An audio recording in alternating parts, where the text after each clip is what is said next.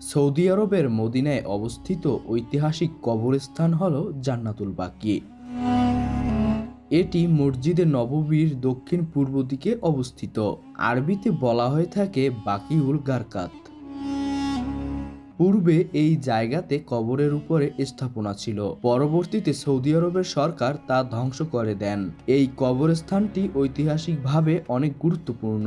তো প্রিয় দর্শক, আজকে আপনাদেরকে ঘুরে ফিরে দেখাবো এই পবিত্র স্থানটিকে। ভিডিওটি সম্পূর্ণ দেখার জন্য অনুরোধ রইল, তাহলে অনেক কিছু জানতে পারবেন। পবিত্র রমজান মাসে ওমরা পালন করার জন্য চলে এসেছি মদিনাতে। ফজরের নামাজ শেষ করে এই মদিনায় অবস্থিত জান্নাতুল বাকিতে প্রবেশের জন্য বেরিয়ে পড়লাম। জান্নাতুল বাকির ভিতরে সাধারণত 8টার পরে আর কাউকে প্রবেশ করতে দেওয়া হয় না, তাই হাজার হাজার মানুষ সকাল সকাল এই জান্নাতুল বাকিতে প্রবেশের জন্য সামনে আগাতে ছিল।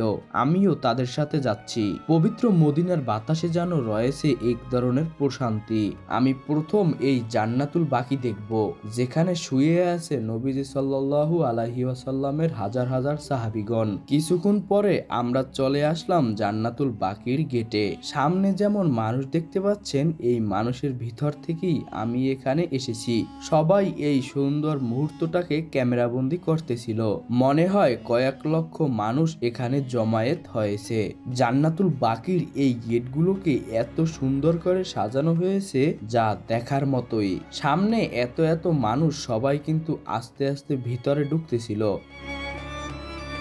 কিছুক্ষণ যাওয়ার পরে এখানে থাকা পুলিশ, যারা সবার মোবাইল ফোন বন্ধ করার জন্য বলতেছিল এবং কড়া করে বলে দিয়েছিল ভিতরে ঢুকে ভিডিও করা একদম নিষেধ। তাই সবার মতো আমিও মোবাইলটি ভিতরে রেখে একেবারে চলে আসলাম জান্নাতুল বাকির ভিতরে। ভিতরে ঢুকেই যেন মনটা একেবারে ঠান্ডা হয়ে গেল। একের পর এক এখানে সাজানো রয়েছে হাজার হাজার কবর। এত সুন্দর জায়গাটিতে কাউকেই ভিডিও করতে দিতেছিল না এখানে থাকা নিরাপত্তা কর্মীরা। তাও যতটুকু ভিডিও করতে পেরেছি তাই উপস্থাপন করব আপনাদের সম্মুখে। এখানে মুহাম্মদ সাল্লাল্লাহু আলাইহি ওয়াসাল্লামের অনেক আত্মীয় ও সাহাবীকে দাফন করা হয়েছে। আমরা যে জায়গাটিতে হাঁটাহাঁটি করতেছি সেখানেই আমাদের প্রিয় নবী হযরত মুহাম্মদ সাল্লাল্লাহু আলাইহি ওয়াসাল্লাম এই কবরস্থানে বেশ কয়েকবার এসেছিলেন। মহান আল্লাহর নির্দেশে নবীজি সাল্লাল্লাহু আলাইহি ওয়াসাল্লাম জান্নাতুল বাকির স্থান নির্ধারণ করেন। ইমাম মালিক রাহমাতুল্লাহি আলাইহির মতে জান্নাতুল বাকিতে প্রায় 10,000 সাহাবীর কবর রয়েছে। মদিনায় অবস্থানরত হজ পালনকারীদের মৃত্যু হলে এই কবরস্থানে দাফন করা হয়ে থাকে। সেই সঙ্গে মদিনাবাসী এখানে দাফনের সুযোগ পান। এখনো প্রতিদিন এখানে মরদেহ দাফন করা হয়।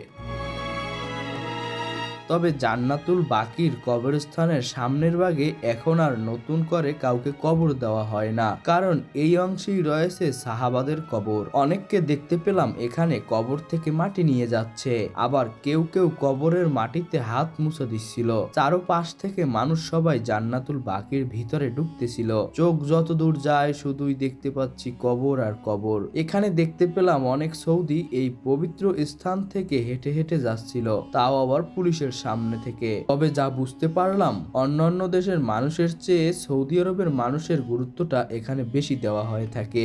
এখানে থাকা কবরগুলোকে তেমন ভাবে কিন্তু জাঁকজমক করা হয়নি। বাংলাদেশে যেভাবে কবরের উপরে অনেক ধরনের নকশা তৈরি করা হয়ে থাকে, এখানে কিন্তু তেমন কিছুই নেই। এরই সাথে ঘুরতে ঘুরতে আমরা বেরিয়ে পড়লাম বাহিরে। এই জায়গাটিকে কিন্তু বেশ সুন্দর লাগতেছিল। তো এই ছিল জান্নাতুল বাকি নিয়ে তৈরি করা একটি ভিডিও। ভিডিওটি আপনার কাছে কেমন লেগেছে তা জানাতে পারেন আমাদের কমেন্ট বক্সে। আর আপনি যদি আমাদের চ্যানেলে নতুন হয়ে থাকেন তাহলে দয়া করে আমাদের চ্যানেলটিকে এখনই সাবস্ক্রাইব করে পাশে থাকুন। দেখা হবে পরবর্তী এমনই কোনো ভিডিওতে। ধন্যবাদ।